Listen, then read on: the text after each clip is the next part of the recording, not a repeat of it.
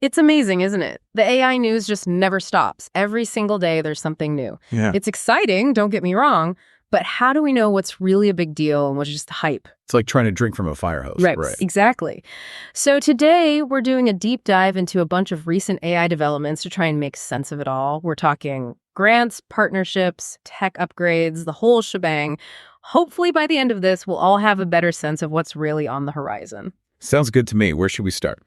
Well, one company that's really caught my eye lately is Meta. Now, I know when you hear Meta, you probably think Metaverse, those kind of awkward VR meetings, right? Yeah, I get it. It's not exactly what comes to mind when you think cutting-edge AI research. Right. But here's the thing. Meta's actually making some really interesting moves in the AI space, especially with their open source llama models. And that open source angle is huge, right? I mean, it's one thing to develop this incredibly powerful AI, but it's another thing entirely to just give it away. Yeah, like, here, world, have fun with our AI toys. What's the strategy there? Well, by making Llama's code open source, Meta is basically trying to create a massive community of developers building applications with their tech. They're playing the long game here. So it's less about controlling the technology and more about setting the stage, kind of like creating the industry standard. Exactly. And when you think about it that way, it's a pretty smart move. But let's zoom in on some specific examples. Have you seen what Meta is doing with their Llama Impact grants? They're funding some really cool projects. Oh, yeah. I was just looking at those. There's one using AI to help farmers in Africa, another one that's developing AI-powered reading assessments for kids in India. They've even got one that's using AI to match cancer patients with clinical trials. Pretty amazing stuff. It really is. And it shows how AI can be used to address a whole range of real-world problems. Absolutely. And it's a good reminder that AI isn't just about creating the next viral app or whatever. It has the potential to make a real difference in people's lives. But okay, let's shift gears for a second and talk about Deepak Chopra for a moment. Okay. Deepak Chopra, as in the, mindfulness and spirituality guru. The one and only. So he's partnered with this company called 11 Labs to create an AI voice model that can narrate audiobooks in his voice. Wow. I have to admit, that's pretty wild. And a little unnerving, right? Like, how real are these AI voices getting? That's the thing. The technology is getting unbelievably good. Crazy good. Like, what happens when you can't tell the difference between a real human voice and one generated by AI? It's both fascinating and a little creepy. Totally. Imagine listening to an audiobook narrated by, Judy Garland or James Dean. Or think about the educational possibilities, being able to listen to historical figures deliver speeches in their own voices. It's mind-blowing when you think about it. Yeah. But it also brings up some big ethical questions, like, what about consent? Especially if we're talking about using the voices of people who are no longer alive. Absolutely. It's a whole new world, and there's definitely a need for some serious ethical guidelines as this technology continues to evolve. But speaking of pushing boundaries, did you hear that James Cameron joined the board of Stability AI? Wait, James Cameron? Like Titanic and Avatar, James Cameron? Yep. The one and only. Now that is interesting. What's a Hollywood heavyweight like him doing getting involved with an AI company? Well, from what I've read, he's really interested in how AI can be used to enhance storytelling and push the boundaries of visual effects. He actually said something in the press release about a fusion of artist and technology that's coming. It's clear he sees AI as a powerful tool for creatives. And he's not wrong, is he? Look at what's happening with Stable Diffusion. Artists, designers, even filmmakers are already using it to create some incredible stuff. Right.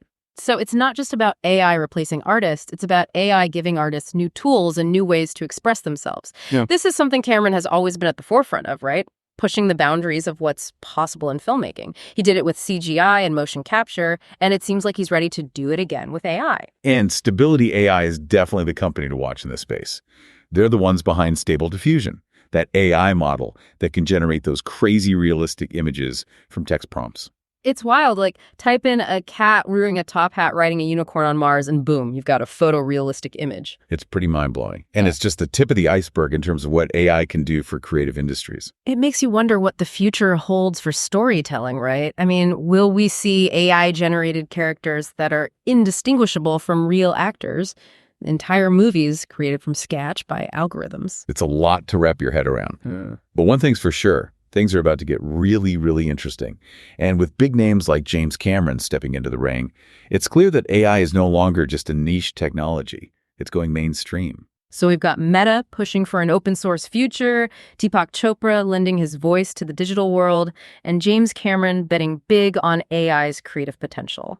It's almost like everyone's got their own vision for what this AI-powered future is going to look like. And those competing visions are going to have a huge impact on how this technology actually develops and what it means for all of us in the years to come. Which is a perfect segue to our next topic. But first, a quick word from our sponsors. Don't go away. We'll be right back. So before the break, we were talking about all these different companies like Meta and Stability AI with their own unique visions for the future of AI. But there's another major player we haven't mentioned yet, one that's been kind of quietly making some big moves in the AI space. Google. You know it. I mean, Google's been involved in AI research for years, but it seems like they're really stepping up their game lately, especially with those Gemini models they've been developing.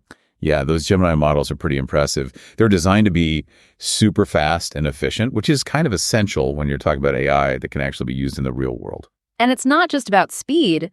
They're also making Gemini more accessible. Like, they just announced a big price reduction for their Gemini Pro model. Really? That's interesting. I wonder if they're feeling the heat from some of these other companies like OpenAI. Oh, for sure. It feels like we're on the verge of a full-blown AI price war, which, as a consumer, I'm not complaining. Competition is always good, right? It forces everyone to innovate and improve. Absolutely. When companies are fighting for your attention, they're going to bring their A game. We'll get better products, better features, and hopefully better prices. But it's not just about price wars, is it? These companies are also trying to outdo each other in terms of features and capabilities. Totally. It's like a technological arms race. Yeah. And we're all kind of along for the ride. And speaking of OpenAI, they've been a little quiet on the news front lately, but they did finally release those advanced voice features for ChatGPT that everyone's been waiting for. Oh, yeah, I heard about that. Those new voices are supposed to be incredible, like eerily realistic. It's crazy, right? We're reaching a point where you can barely tell the difference between a real human voice and one generated by AI. It's both amazing and a little bit terrifying at the same time. Like, what are the implications of all this? Where does it all end? That's the million-dollar question, isn't it? I mean, we're talking about AI that can generate realistic images, write different kinds of creative content, and now even sound like a real person.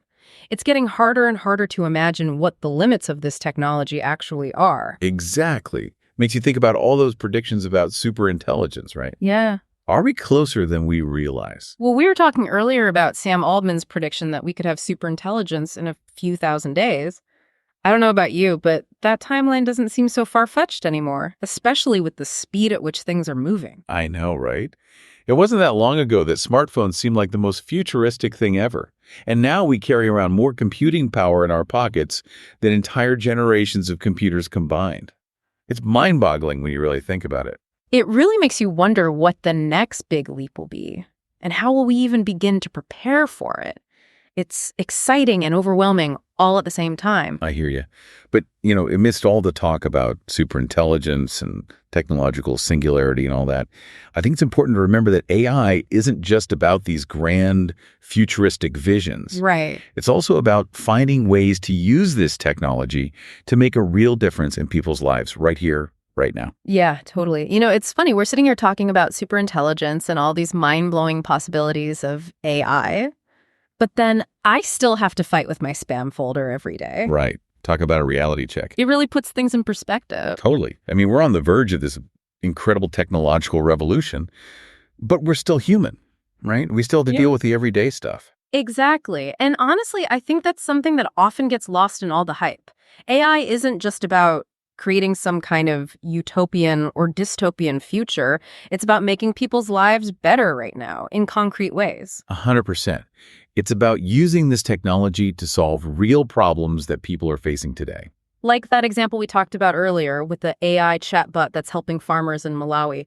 That's AI making a real difference in people's lives right now. Absolutely. And what excites me is seeing how many different People and organizations are getting involved in AI development. It's not just limited to big tech companies anymore. We're seeing AI projects popping up all over the world, tackling all sorts of interesting challenges. And that diversity is so important, right? Because AI needs to work for everyone, not just a select few. Exactly. And that's why I think it's so important to have people from all different backgrounds, cultures, and perspectives involved in shaping this technology. Couldn't agree more.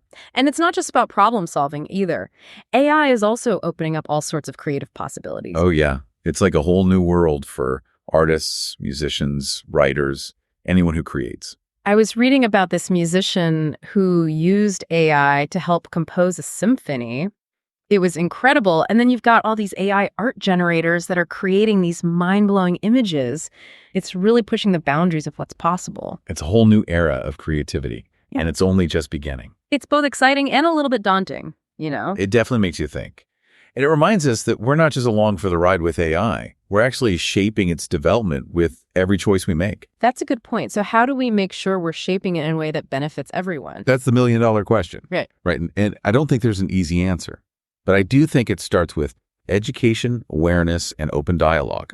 We need to be talking about these issues, asking tough questions, and making sure that everyone has a voice in this conversation. Absolutely. And maybe a little healthy skepticism never hurts either, right? Right. Questioning the hype, considering the potential downsides, and making sure we're using this technology responsibly. Totally. Because ultimately, AI is a tool.